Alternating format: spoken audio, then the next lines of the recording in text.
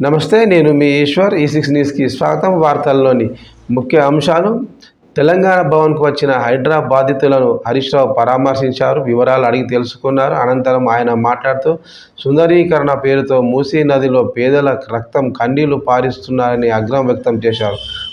పైసా వేసుకొని కష్టపడి కట్టుకున్న ఇళ్లను రాత్రికి రాత్రే కూల్చేస్తే నిరుపేదలు ఎక్కడికి వెళ్తారని ప్రశ్నించారు. మూసీ నిర్వాసితులు బుచ్చమ్మ ఆత్మహత్య ముమ్మాటికి ప్రభుత్వ హత్యేనని ఆరోపించారు. రేవంత్ రెడ్డి తుగ్లక్ పనుల వల్ల హైదరాబాద్ బ్రాండ్ ఇమేజ్ పూర్తిగా దెబ్బతినే పరిస్థితికి వచ్చిందని అన్నారు. అనాలోచితంగా సీఎం రేవంత్ నిర్ణయాలు తీసుకుంటున్నారని ఫైర్ అయ్యారు. ముందుగా 100 రోజుల్లో 6 గ్యారంటీల చేస్తామన్న అంశంపై సర్కారు దృష్టి పెడితే బాగుంటుందని హితవు పలికారు. మరోవైపు రాష్ట్రంలో ప్రజలంతా అంటువ్యాధులతో బాధపడుతుంటే పట్టించుకున్న పాపాన పోలేదని ధ్వజమెత్తారు. కేసీఆర్ పాలనలో ప్రజలకు తాము ఏనాడు ఇబ్బంది పెట్టలేదని గుర్తు చేశారు.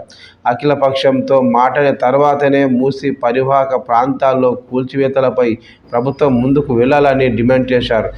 మూసీ నిర్వాసితులకు బీఆర్ఎస్ పార్టీ రక్షణ కవచంలా ఉంటుందని హరీష్ రావు స్పష్టం చేశారు.